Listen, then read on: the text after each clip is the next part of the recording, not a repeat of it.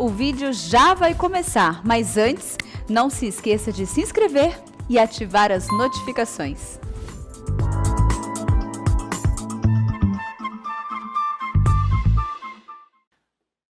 Irmãos queridos, nós vamos abrir a palavra de Deus no livro de Atos dos Apóstolos, capítulo 7. Faremos a leitura a partir do verso 8. Atos dos Apóstolos, capítulo 7.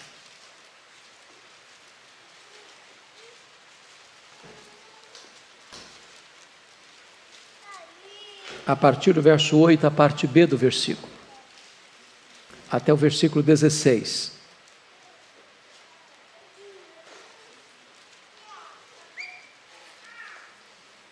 Está escrito o seguinte: de Isaque procedeu Jacó, e deste os 12 patriarcas.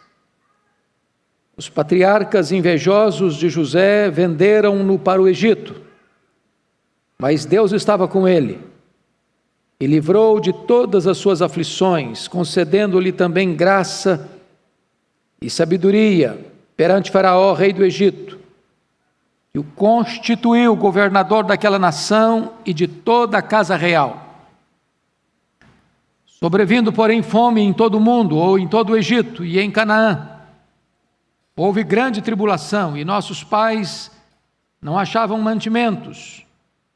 Mas tendo ouvido Jacó que no Egito havia trigo, enviou pela primeira vez os nossos pais. Na segunda vez, José se fez reconhecer por seus irmãos, e se tornou conhecida de Faraó a família de José. Então José mandou chamar a Jacó, seu pai, e toda a sua parentela, isto é, 75 pessoas.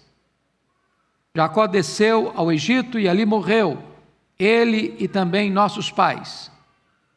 E foram transportados para Siquém e postos no sepulcro que Abraão ali comprara a dinheiro aos filhos de Amor. Eu gostaria de tomar emprestado a célebre frase do poeta inglês William Cowper para titular esta mensagem. Então, nosso tema será Providência Carrancuda, face sorridente. Providência Carrancuda, face sorridente. Vamos olhar um pouco a história deste homem, chamado José, bisneto de Abraão, neto de Isaque, filho de Jacó, pai de Manassés e Efraim.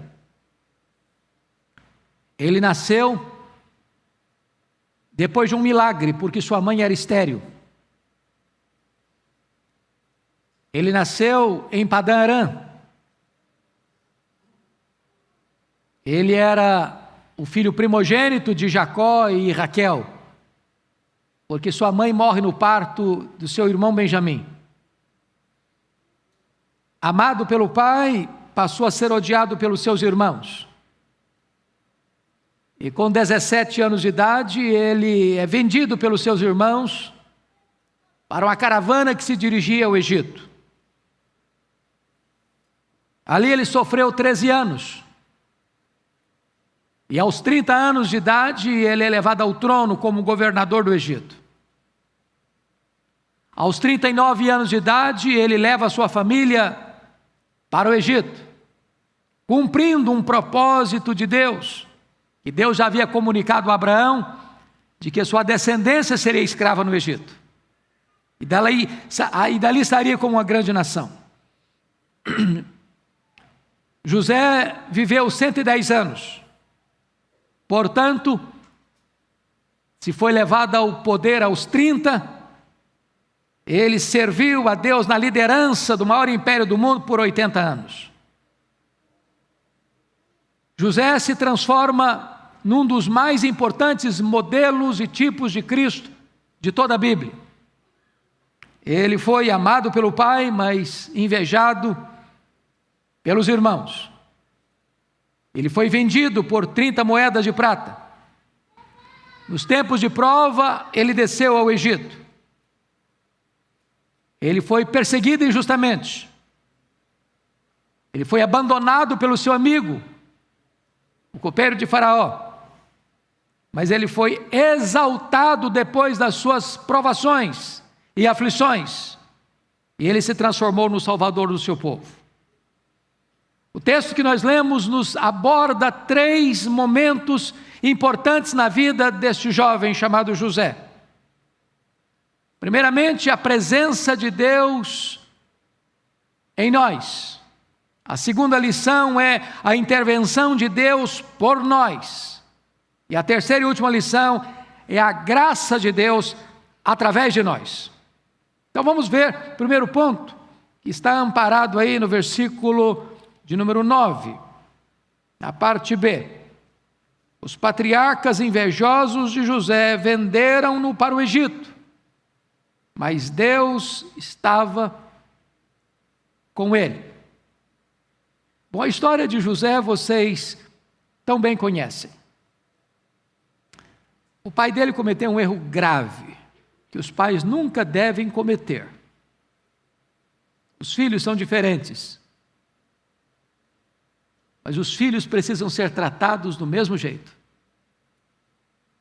A Bíblia diz que Jacó amou a José mais do que os outros filhos. E isso produziu dentro da casa de Jacó uma guerra de ciúmes, de inveja. E diz a Bíblia que não bastasse isso, José começa a ter sonhos. E ele, talvez pela sua imaturidade de adolescente, resolve contar os sonhos. E os sonhos eram tão óbvios, e tão claros, e tão eloquentes, que apontavam José como líder da sua família.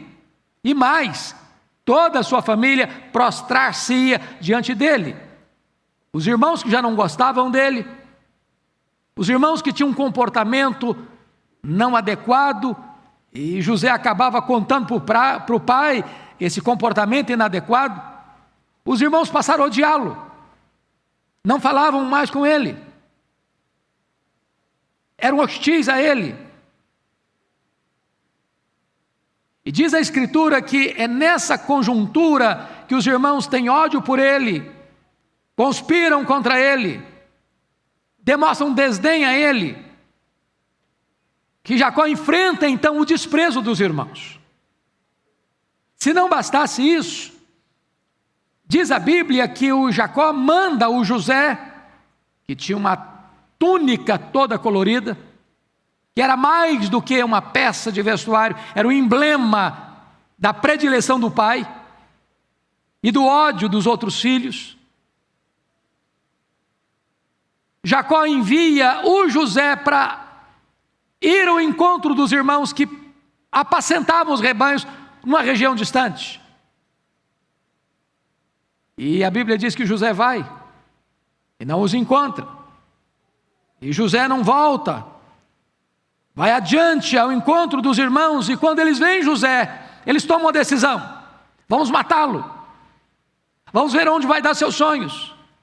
E quando José chega, arrancam a túnica dele e jogam José num buraco, numa cacimba, num poço. Diz a Escritura que José gritava pedindo socorro, misericórdia, enquanto os seus irmãos tomavam a refeição. E eles insensivelmente não atendem ao clamor, ao desespero do irmão. Rúben quer salvá-lo. Judá providencialmente diz: não adianta matar nosso irmão, vamos poupá-lo, o sangue dele vai ficar na nossa mão, vamos fazer outra coisa, vamos fazer dinheiro com ele, vamos vendê-lo como escravo. Quando passavam a caravana indo para o Egito, vendem-no como escravo. Agora ele sofre o abandono, agora ele sofre a injustiça, agora ele se transforma num objeto descartável, agora ele é empurrado para fora da família, com a perspectiva que nunca mais pudesse voltar. Se não bastasse isso, eles tomam outra atitude. a atitude de mandar para Jacó uma prova do crime, ou melhor, do acidente. Pegam a túnica de José, rasgam-na, empapuçam esta túnica de sangue de um bode, e eles não vão, não. Eles enviam a túnica. Veja se não é do teu filho. Com o único propósito: Jacó deveria desistir de procurar o filho. Era óbvio que uma besta, um animal feroz, um predador havia matado o filho, devorado o filho. Se não bastasse isso, reúnem todos e vão consolar Jacó falsamente. E Jacó viveu 22 anos debaixo de uma mentira dos seus outros filhos, para que desistisse de José. Agora diz a Escritura que José chega no Egito como uma mercadoria humana, é revendido, não tem nome, não tem identidade, não tem dignidade pessoal, mas Deus estava com ele, mas Deus o honra, e ele então começa a ganhar projeção e notoriedade na casa de Potifar, até o dia que a sua patroa bota os olhos nele. Diz a Bíblia que agora ele enfrenta um outro drama, uma acusação leviana. Diz a Bíblia que ele era jovem, diz a Bíblia que ele era bonito, diz a Bíblia que ele era um homem de uma personalidade forte e de liderança, carismático. E diz a Bíblia que a sua patroa todos os dias dizia para ele: deita-te comigo, deita-te comigo, deita-te comigo, deita-te comigo. E em todas essas ocasiões ele disse: não, não, não, não, não, não, porque eu temo a Deus, porque o seu marido tudo me confiou, exceto você. Eu não posso fazer essa maldade. Até o dia que ela agarrou José, e José deixa nas mãos dela a suposta prova da sua culpa. A sua túnica fica nas mãos da mulher, e ela chama os outros empregados e diz: olha, o que esse moço me fez? Tentando abusar de mim. E José vai parar na cadeia. 13 anos. Jogado de um lado para o outro, ao sabor das circunstâncias a mais adversas. A providência era literalmente carrancuda. Mas diz a Escritura, olha comigo no verso 9, por gentileza, quando está escrito algo sublime aí: mas Deus estava com ele. Eu chamo a sua atenção para alguns pontos importantes aqui. A presença de Deus na nossa vida pode ser real, embora não sentida. A presença de Deus pode ser constante, embora não vista. A presença de Deus pode ser restauradora, embora não reconhecida. Talvez você que veio aqui hoje está passando momentos difíceis, injustiça, acusações falsas.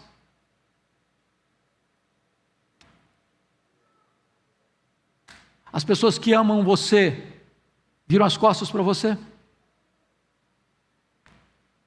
Parece que você está sozinho. Parece que a circunstância é muito hostil. As noites são tenebrosas. Há muitas perguntas e poucas respostas.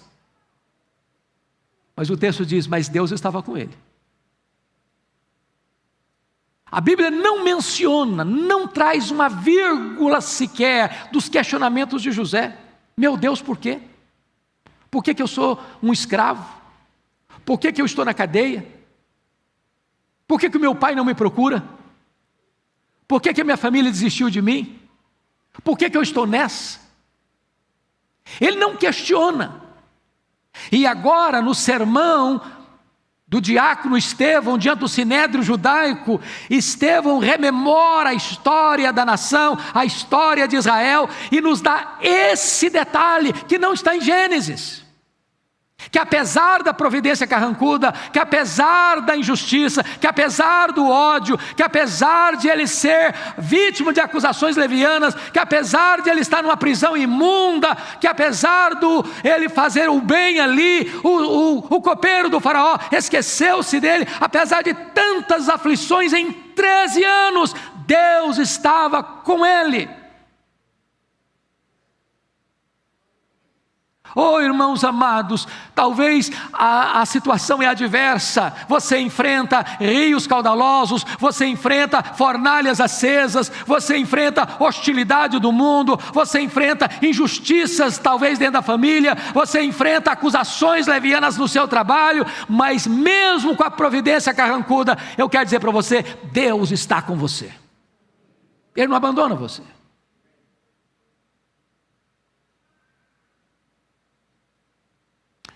Quando você olha, é como se Deus, naquela providência tão carrancuda, estivesse tecendo os acontecimentos, costurando os acontecimentos, para que um plano maior, para que um plano mais sublime pudesse ser cumprido. Nas palavras do apóstolo Paulo, e que nós afirmamos com tanta alegria e segurança, hoje dizemos, sabemos que todas as coisas cooperam para o bem daqueles que amam a Deus. Talvez agora você não entenda, talvez agora haja lágrimas nos seus olhos, talvez haja dor no seu coração, talvez haja perguntas sem respostas ainda na sua mente, mas eu quero lhe dizer nesta manhã que Deus está com você, apesar de você não ver, apesar de você não sentir, apesar de você não perceber evidências, Deus está com você. Deus está com você.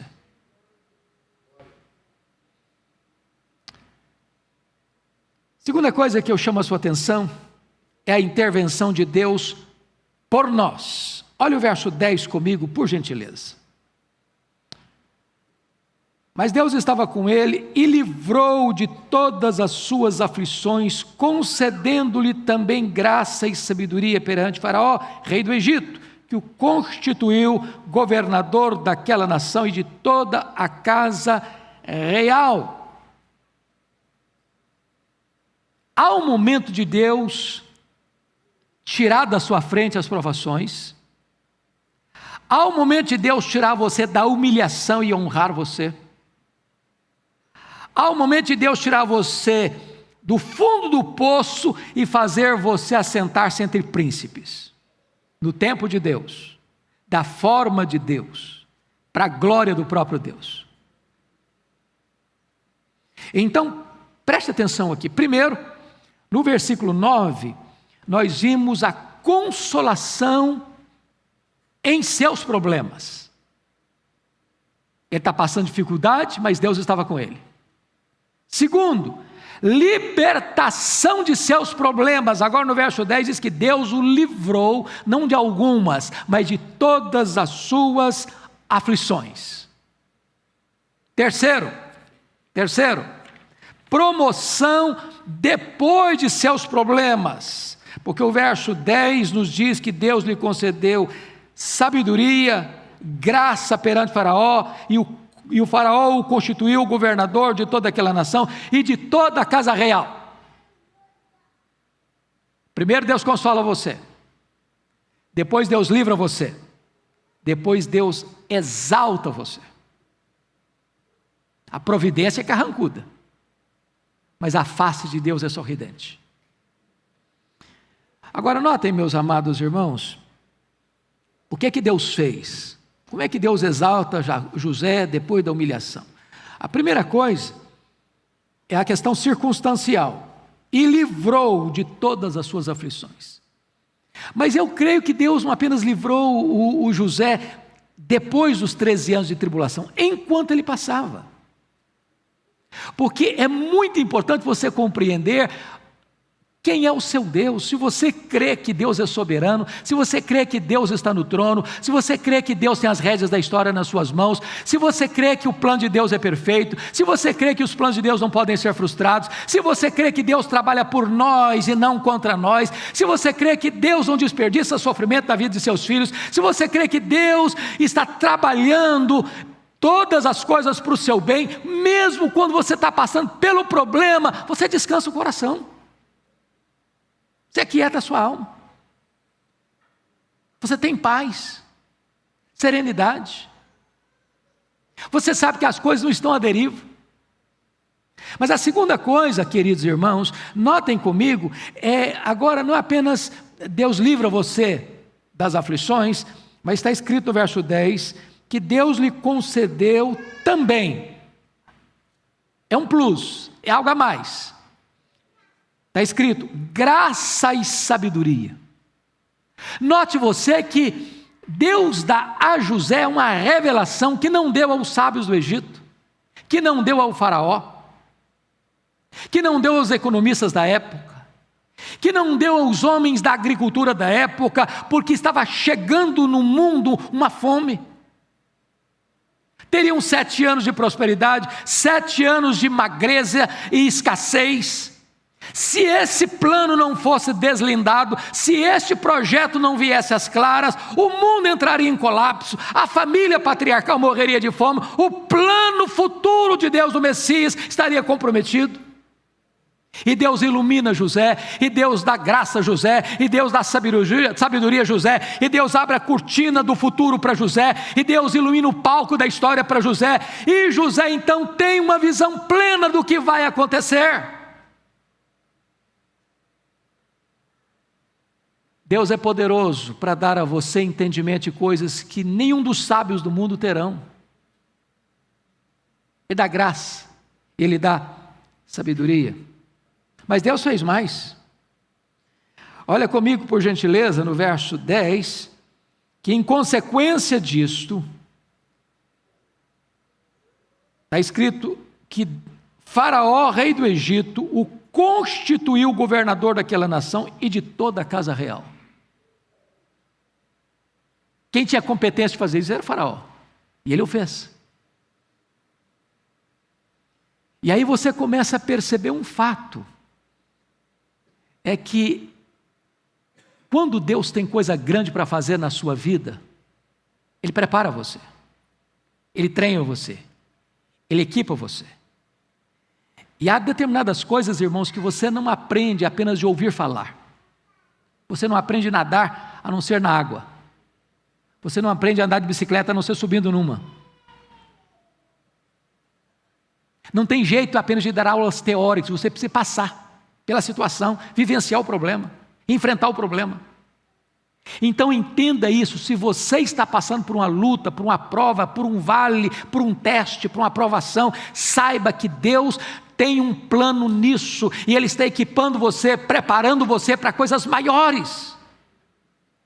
Deus não desperdiça sofrimento na sua vida.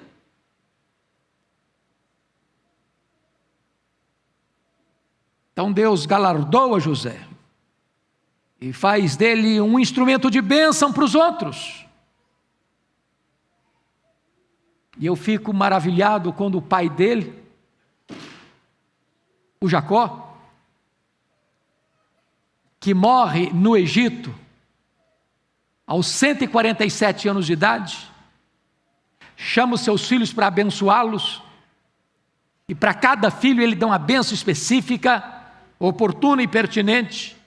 Quando chega em José, ele resume a vida de José. Você, José, é um ramo frutífero junto à fonte, cujos ramos se estendem para além dos muros. E agora José pode compreender claramente por que Deus permitiu que ele fosse vendido como escravo para o Egito. Ele estava plantado junto à fonte, e esta fonte é Deus. Ele foi frutífero, ele foi abençoado, ele foi leal, ele foi honesto, ele foi íntegro, ele foi fiel na casa do seu pai, ele foi fiel na casa do seu patrão, ele foi fiel lá dentro da prisão, ele foi fiel lá dentro do palácio, ele foi fiel na adversidade, ele foi fiel na prosperidade, porque ele era um ramo plantado junto à fonte. Um abençoador frutífero, um abençoador para além das fronteiras da sua nação, para o mundo inteiro, chamado de o Salvador do mundo. Entenda isso, se Deus está permitindo você passar por uma luta, a providência é carrancuda, mas a face de Deus é sorridente. Finalmente,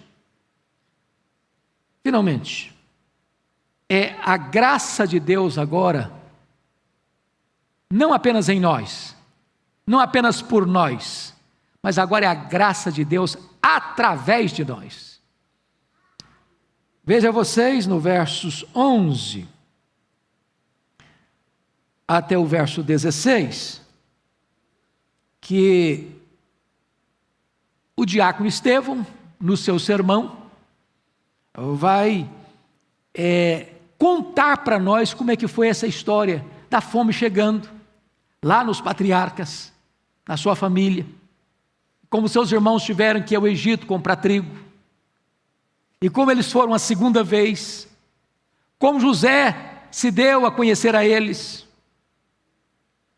e como então ele leva o seu pai Jacó para o Egito, para cumprir o que está lá em Gênesis capítulo 15, mostrando o plano de Deus de levar esta família patriarcal para o Egito, enfrentando as agruras da escravidão no Egito, mas saindo do Egito como uma grande nação, para dar cumprimento ao plano eterno de Deus, de por meio dos judeus vir ao mundo o Messias, o Salvador. E eu chamo a sua atenção para duas verdades preciosas aqui. Primeiro, José foi injustiçado pelos seus irmãos, mas ele compreendeu que eles estavam sendo apenas os instrumentos da providência divina na sua vida. Quero que você leia comigo 3 textos de Gênesis para você entender isso. Primeiramente, Gênesis 45, versículo 5. Olha o que José disse para os seus irmãos. Gênesis 45, versículo 5. Aliás, vamos ler o versículo 4, porque o 4 ilustra. Você pode ler em voz alta comigo, toda a igreja, por gentileza? Gênesis 45, 4 e 5, vamos lá? Disse José a seus irmãos: agora chegai-vos a mim. E chegaram-se. Então disse: eu sou José, vosso irmão, a quem vendestes para o Egito. Agora, pois, não vos entristeçais, nem vos irriteis contra vós mesmos por me haverdes vendido para aqui, porque para a conservação da vida, Deus me enviou adiante de vós. Ele faz uma leitura correta. Ele não está magoado, ele não está ressentido, ele não está buscando vingança, retaliação. Ele entende o mapa da história, ele entende o projeto divino. Seus irmãos foram os instrumentos de levá-lo para o Egito. E ele, José, é o instrumento de Deus para trazer os seus irmãos para o Egito.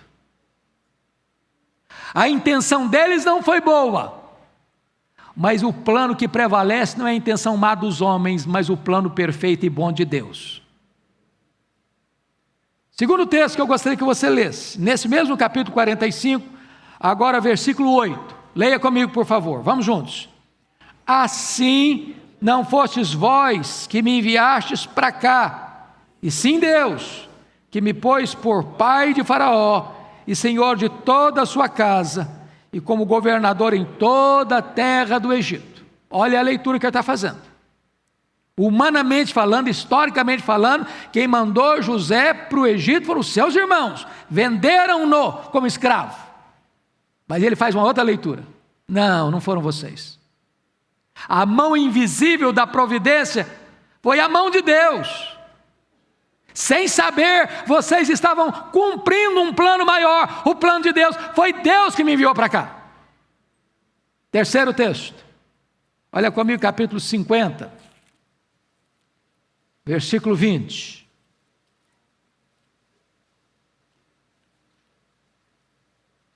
Você pode ler comigo em voz alta? Vamos juntos? Vós, na verdade, intentaste o mal contra mim, porém Deus o tornou em bem, para fazer, como vedes agora, que se conserve muita gente em vida. Oh, irmãos, isso é maravilhoso. Os homens podem pensar mal de você, Os homens podem desejar mal a você, os homens podem fazer mal para você, mas é a mão invisível da providência divina é quem vai governar a sua vida. Bendito seja Deus, revertendo tudo para o seu bem.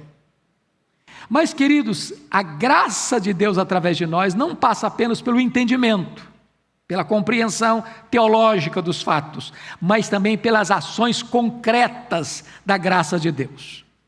Então, o segundo ponto que eu quero chamar a sua atenção aqui José decide perdoar os seus irmãos e abençoá-los em vez de vingar-se de seus irmãos. E quais foram as atitudes de José para provar isso? Primeiro, olha comigo Gênesis 41, versículo 5.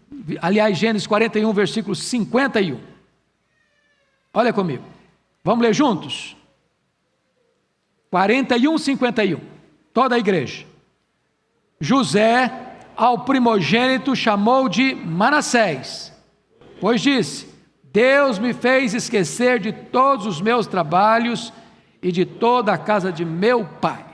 Quando nasceu-lhe o primogênito, ele chamou de Manassés. Deus me fez esquecer. Trocando em miúdos, Deus me deu capacidade de perdoar. José levanta um monumento vivo de perdão. Deus apagou aquelas marcas dolorosas da injustiça sofrida.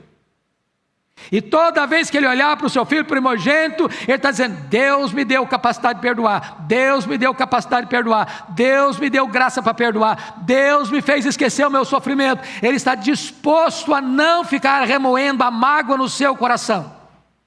Mas ele fez mais. Ele deu o melhor da terra do Egito para os seus irmãos. Olha comigo 45 versos 18 e 20, por gentileza. Versículo 18, olha comigo, 45, 18. Vamos lá juntos? Tomai a vosso pai e as vossas famílias, e vinde para mim, dar-vos-ei o melhor da terra do Egito, e comereis a fartura da terra. Versículo 20, vamos lá? Não vos preocupeis com coisa alguma dos vossos haveres, porque o melhor da terra do Egito será vosso. Preste bem atenção nisso. Talvez você está aqui hoje, tem alguém que fez muito mal para você, e você não esquece isso não. Talvez você guarde mágoa no seu coração. Talvez até você não retribua o mal com o mal, mas também você não retribui o mal com o bem. Eu quero encorajar você a tomar uma atitude nesta manhã, a buscar o bem das pessoas que fizeram mal para você. A pedir a Deus uma oportunidade de você fazer não só o bem, fazer o melhor para elas. Porque esta é a maneira de um cristão agir. Se o teu inimigo tiver fome, dá-lhe de comer. Se tiver sede, dá-lhe de beber. Não te deixes vencer do mal, mas vença o mal com o bem. Mas José fez mais. Olha comigo 47, versos 11 e 12. Vamos ler juntos, por gentileza? 47, 11 e 12. Vamos juntos? Então José estabeleceu a seu pai, a seus irmãos, e lhes deu possessão na terra do Egito, no melhor da terra, na terra de Ramsés, como Faraó ordenara.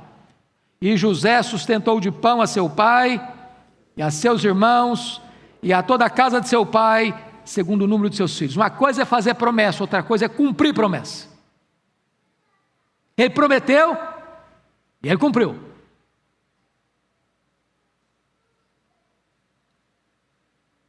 Meu amado, deixe então concluir. Duas lições bem simples para nós fazermos uma aplicação final. A primeira aplicação final que eu quero fazer é o seguinte: a vida é cheia de ondulações. Não julgue as pessoas pela crise que ela está vivendo hoje. Não carimbe as pessoas, porque hoje elas estão lá embaixo, no fundo do poço. Talvez elas estão lá no fundo do poço, porque Deus está preparando essas pessoas para assumir o topo. A vida tem ondulações. É a Bíblia que nos ensina isso. Deus é o Deus que rebaixa e que exalta. O Deus que dá vida e que tira vida. O Deus que pega o pobre e necessitado do monturo e o faz assentar-se entre príncipes. Então não joga a toalha não. Não entregue os pontos não. Não desista não. Se Deus está trabalhando em você e hoje a providência é carrancuda, saiba disso. Amanhã a face de Deus mostrar-se-á sorridente para você. Segundo ponto.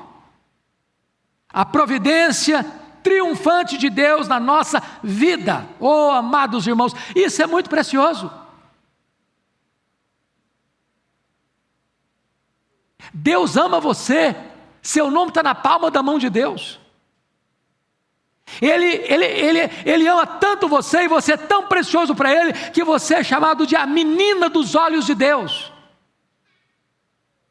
Se hoje você está enfrentando uma providência carrancuda, saiba disso. Deus não deixou de amar você, Deus não está longe de você, Deus não desistiu de você, Deus não abandonou você, Deus não desamparou você. Ele está trabalhando em você e por você, para o louvor da sua glória. Entenda isso. Deus tem grandes propósitos em sua vida, porque a sua história ainda não fechou as cortinas. A sua história terrena ainda está em construção. Aquele que começou esta boa obra em você vai completá-la. O seu último capítulo aqui da história terrena não está escrito ainda.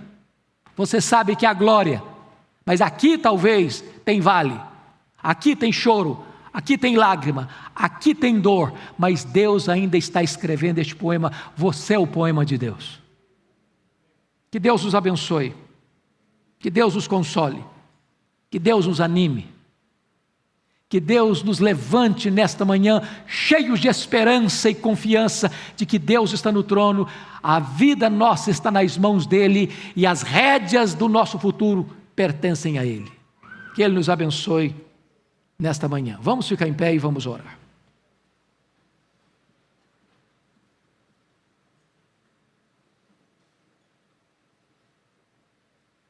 Senhor, nós te rendemos graças porque a Tua palavra é a verdade e porque ela é uma fonte inesgotável de consolo, e de encorajamento para o nosso coração.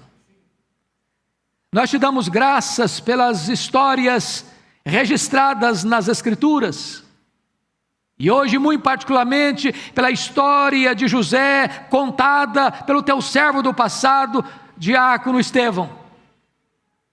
Rendemos-te graças, Deus, porque embora ele enfrente situações adversas na vida, tu estavas construindo para ele uma bela história da tua providência e do teu cuidado.